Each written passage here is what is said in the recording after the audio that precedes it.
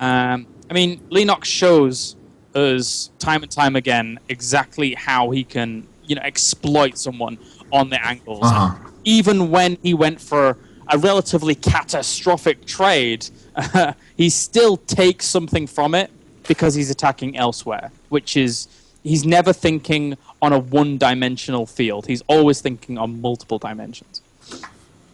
Dude, it really is truth. It's sort of like the non-linearity of his thought process. It's not like first I do A, and then B, and then C. And then I just try to make sure I do that every game. He's like, I'm gonna go A and B, and then I'm gonna invent a new alphabet.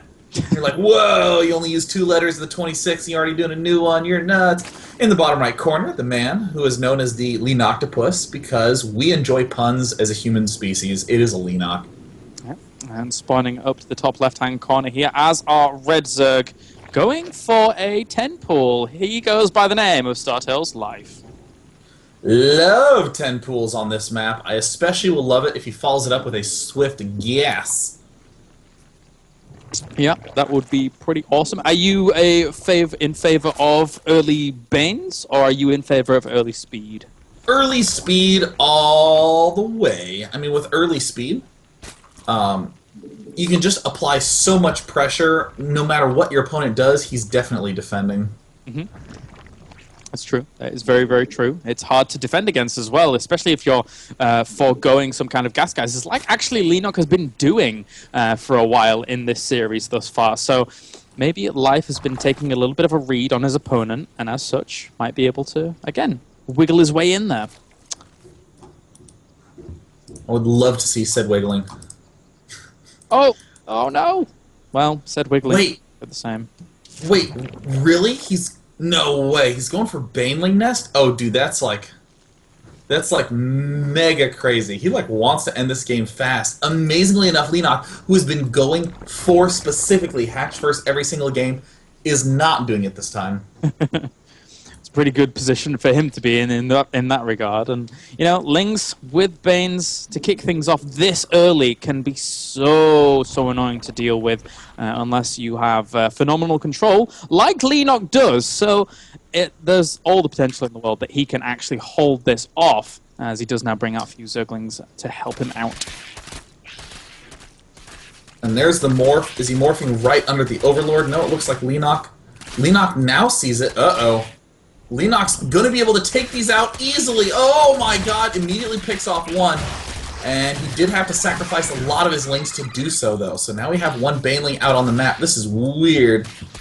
He's going to dance around. The one Baneling is waddling into the fray, but at the same time, he's losing so many Zerglings here, and he's forced. Oh, he gets the cancel!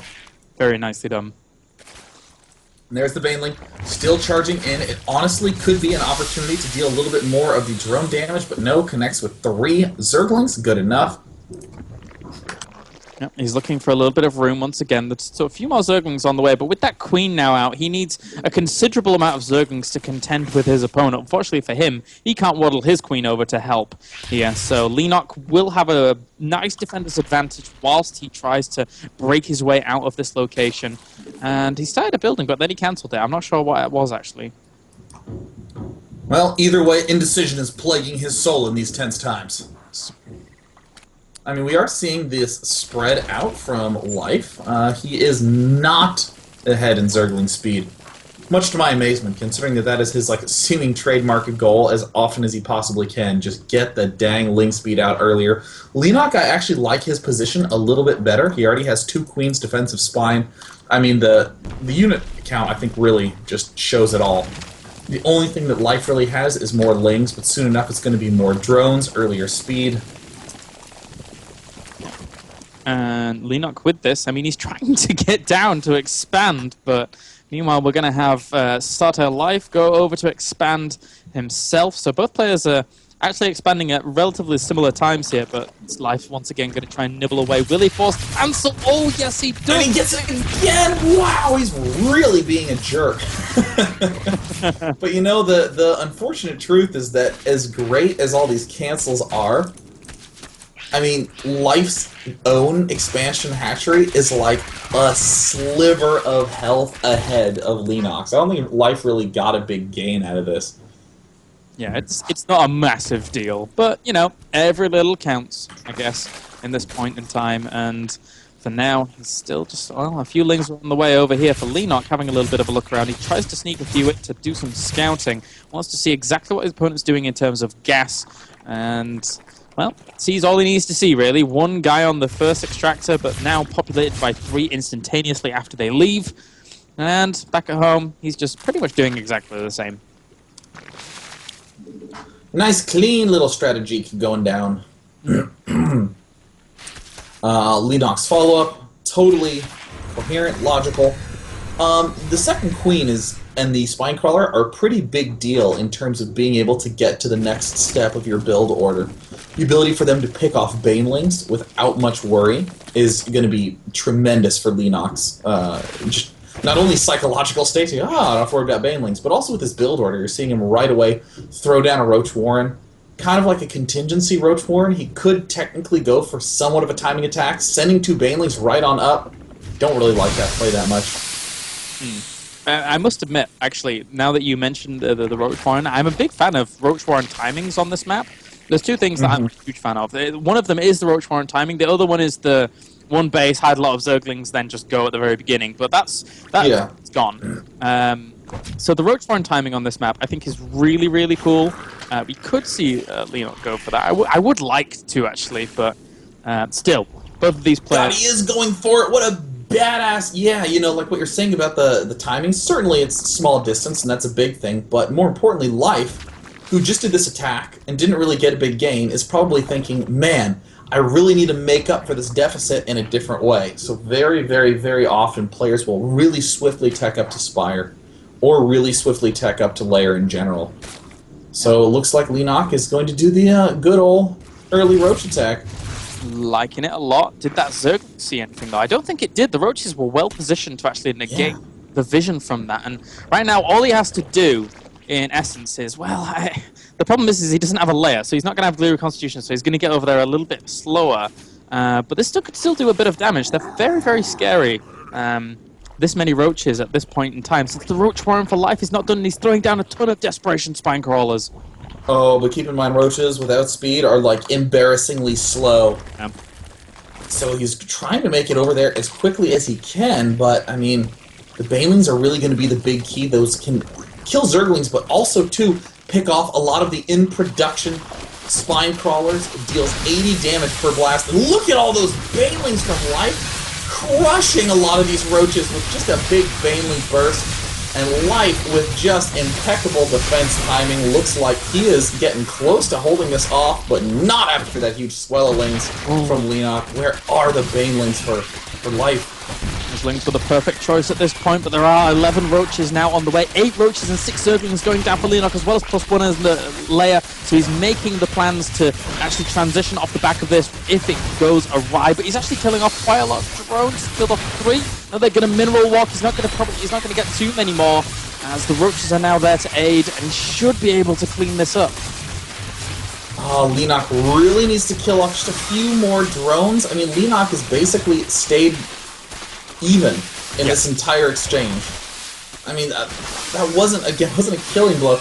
Actually, that attack was a lot like Life's attack at the start of the game. Canceling the hatch twice, in general, is bad, but given how much Life screwed himself over by doing that play, it was even. And there, Leenock throwing a whole bunch of Roaches over. But didn't really get any gain. Just pulled Life back down to be at the same worker count as Leenock. But now Leenock's starting to catch up himself. We're seeing the speed upgrade come out of Life. No speed quite yet for Leenock. And I'm sure we'll see some more fireworks around that speed upgrade timing.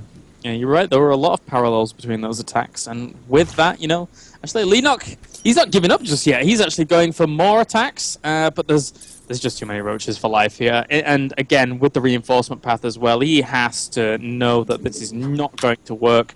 He's behind on Gliary Constitution if it would finish up. He's a Burrow as well, which I am assuming is going to be for those Infestors more than anything. But you did already point out that he does have those little cute Burrow micros to save some Roaches, so that could work as well. It really looks a lot like Leenock wants to do another timing push. I mean, even though he's throwing down this expansion, and even though he's getting this infestation pit up, given his resource mix and the fact that he's like still making roaches and not opting for any drones at all, he's probably going to go timing attack and build drones at the same time, or he'll just go timing attack, harder timing attack. Yeah. I like roaches, watching roaches move. They're just skittering about, so speedy on creep as well. And now that Leenock's opened up those rocks, that's very, very good for him to secure this third base. Life, though, hey, he's not even anticipating picking a third up. He hasn't broken out the rocks in between those bases. So, looks to go for the spine crawler, but it's not going to work out just yet. And there's the big swell of roaches coming out of Leenock. And oh no, he's going to catch this off guard. He has roaches coming in from the other side. This is a big chance to pick off 2, even 3 roaches is going to be big. Oh. Oh, never mind. Will be able to retreat away for now. Start our life here. Still, I think he should be taking a third at some point. I can't help but feel that this might go completely awry for him. Leenock, well, I mean, even that being said, Leenock is pushing him with so much might and power. He has +1 and more roaches. This is massive. Startail life finds himself as a huge, huge deficit. Wow. And there's good game, and Leenock just storms the front, and it even had a nice follow-up play. I mean, Leenock, with an attack that big, is going to crush his opponent's third if he went for that. It's to shove his opponent back, and when he can see that the defense is set up good enough for life, then he just starts making drones. But until then, just flooding with more and more and more roaches. Yeah, that was really, really impressive there by Leenock. So taking the 2-1 lead here.